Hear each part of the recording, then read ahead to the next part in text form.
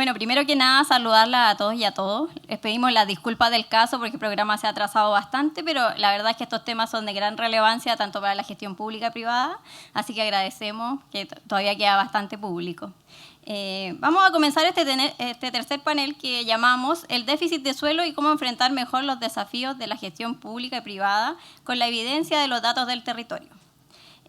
Pasamos a nuestra primera presentación de Luis Fuentes, geógrafo, magíster en desarrollo urbano y doctor en arquitectura y estudios urbanos, profesor asociado y director del Instituto de Estudios Urbanos y Territoriales de la Pontificia Universidad Católica. Adelante, Luis.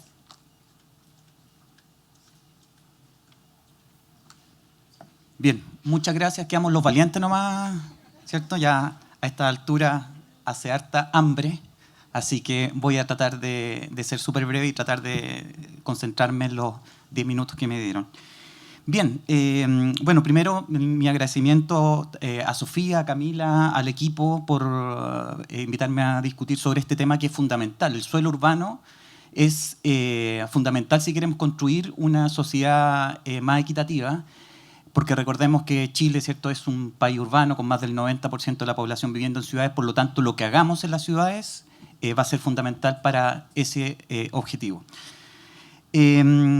Voy a plantear estos tres temas, ya súper rápido: el crecimiento de la ciudad y su relato, qué fue lo que pasó en los últimos años, sobre todo en la última década con el crecimiento urbano. Me voy a concentrar en Santiago.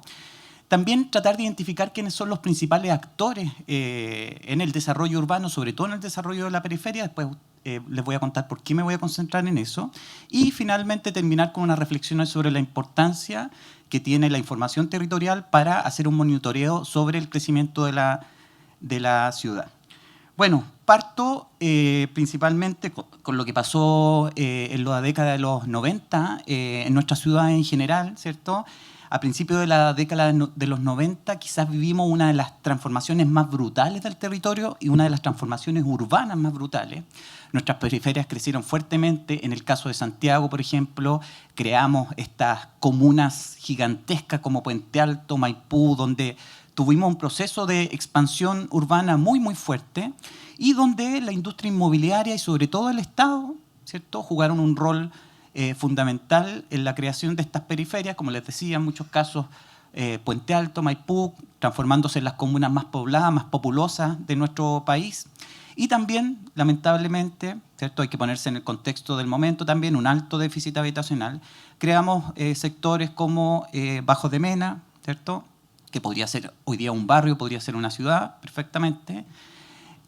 Creamos no solamente en Santiago los Bajos de Mena, sino que también en el norte, la población Las Compañías, La Serena, Coquimbo, etcétera, una periferia, ¿cierto?, con muchísimos problemas. Pero lo principal, ¿cierto?, es que en esa década la expansión urbana fue el actor principal del crecimiento de nuestras ciudades.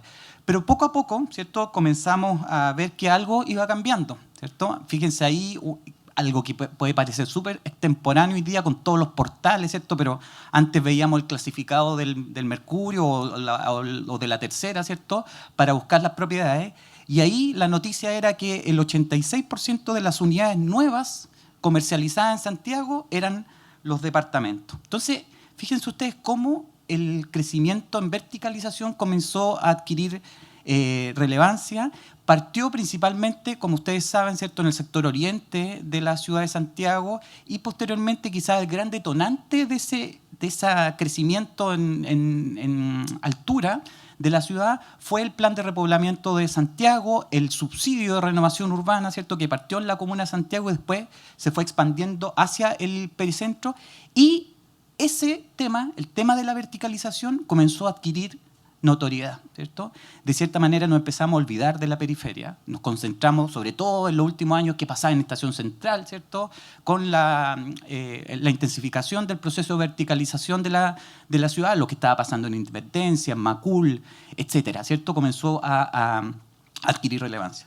Y fue tanto que de cierta manera se robó el relato del crecimiento urbano.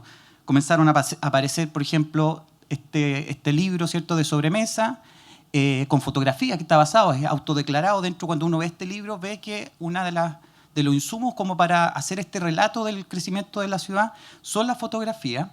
Y lo sorprendente es que este relato, el relato de la verticalización y el cómo vivimos, cómo se vive en esta nueva ciudad, comenzó a adquirir mucha importancia en términos de la discusión pública. Como les digo, ¿cierto? Nos concentramos en los planes reguladores en las comunas interiores, pero nos olvidamos de las periferias.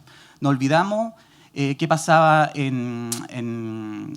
con los campamentos, qué pasaba con las parcelas de agrado, qué era lo que pasaba. O sea, ahí, y quiero leer esa frase rápido, dice: en el imaginario colectivo nacional, Santiago se expande aceleradamente hacia la periferia. Pero la evidencia, en este caso la fotografía, ¿cierto?, indicaba lo contrario.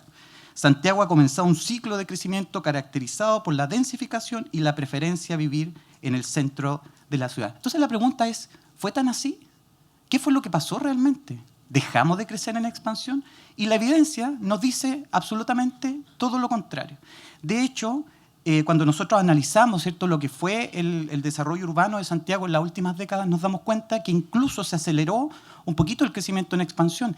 Entonces, es difícil analizar la ciudad bajo solamente una perspectiva. El crecimiento urbano es mucho más complejo que una determinada tendencia que se roba a los flashes, ¿cierto? Y nos olvidamos del resto.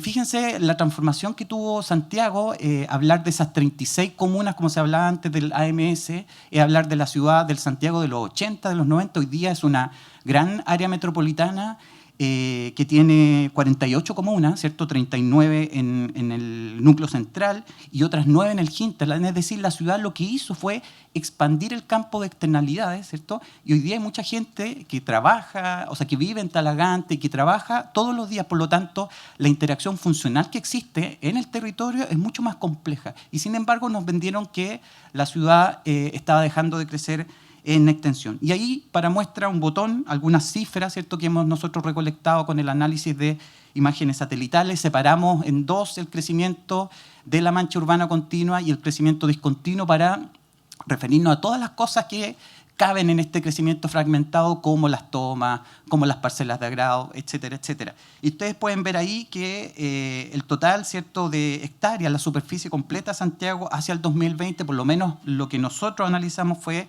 de más de 100.000 hectáreas, y un crecimiento en el periodo 2012-2020, una intensificación del crecimiento, es decir, nos estaban vendiendo por un lado de que Santiago había dejado de crecer en extensión y sin embargo se estaba expandiendo más que nunca hacia la periferia. Por lo tanto, me parece que es importante tratar de mencionar este fenómeno y, a través del monitoreo del análisis de la información territorial, seguir la huella de lo que realmente pasa y no dejarnos, ¿cierto?, sorprender por algunos textos que pueden aparecer. La pregunta es, ¿cómo se ha ido desarrollando el consumo, ¿cierto?, de suelo de la periferia? Y ahí ustedes pueden ver algunas cifras, ¿cierto?, en el gráfico de la izquierda.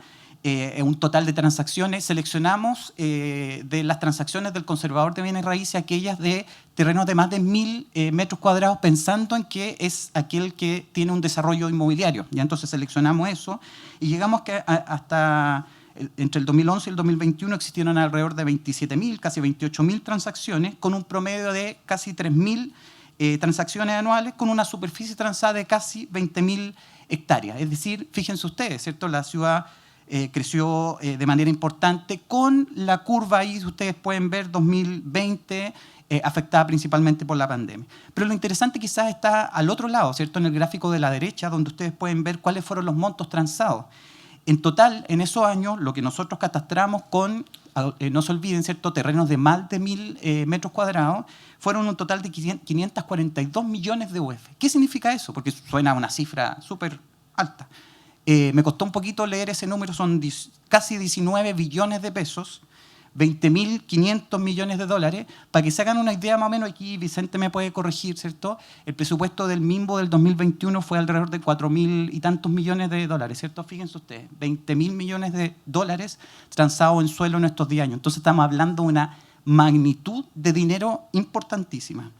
Y fíjense ustedes, ¿quiénes son o dónde está concentrado ese consumo de suelo, esas transacciones de suelo? Principalmente en el sector norte. 5 comunas de la zona norte, Colina, Lampa, Lo Barnechea, Pudahuel y Quilicura, concentran el 57% de la superficie transada durante este periodo. Es decir, estamos teniendo, ¿cierto?, un crecimiento distinto a lo que fue la de los años 90, que fue hacia el sur principalmente de Santiago. En este caso, en la última década, nos hemos ido concentrando hacia el sector norte. Llama mucho la atención, voy a pasar rápido por una cuestión de tiempo en este cuadrito, pero llama mucho la atención la baja participación del Estado en la compra de suelo. Fíjense ustedes, ¿cierto?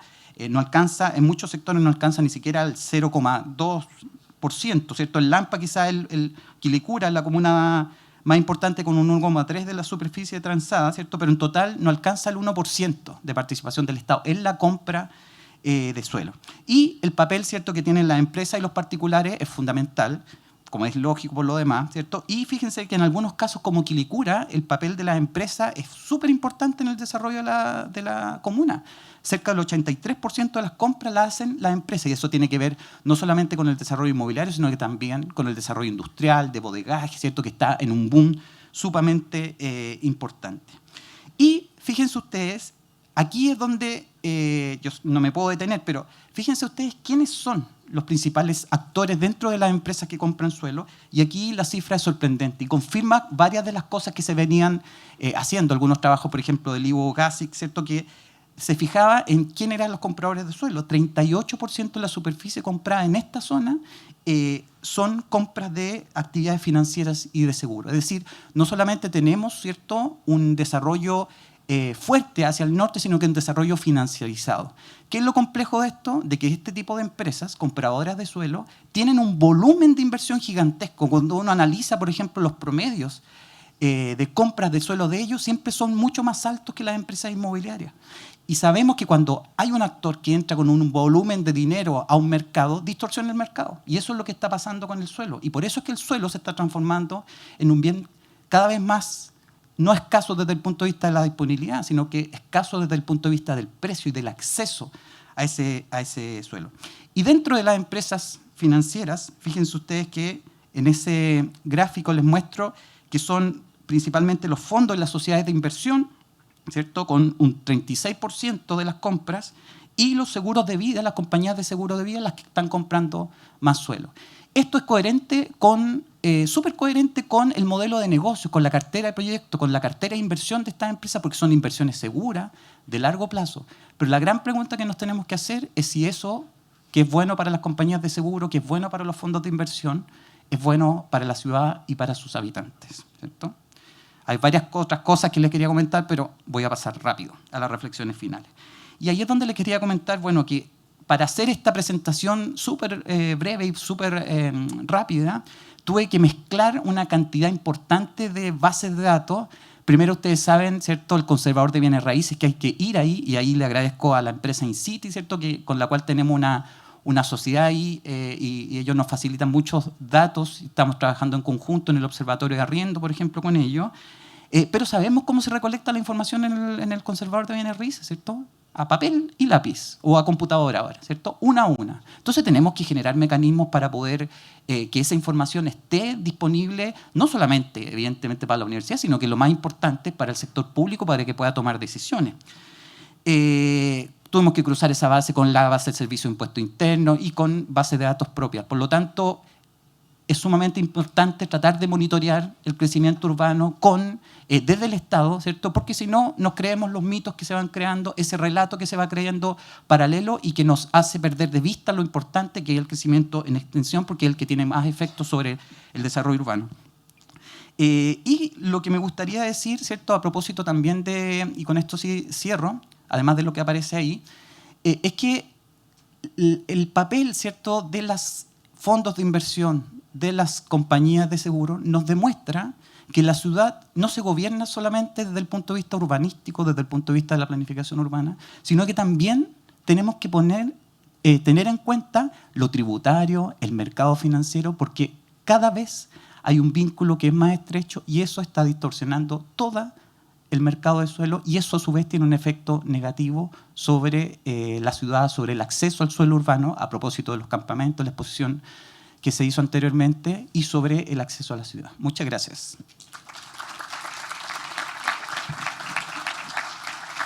Muchas gracias, Luis, por tu presentación. Sin duda alguna, los datos que aportas son muy relevantes para que nosotros como Estado nos demos cuenta que tenemos que jugar un papel más relevante en este tema, ¿no?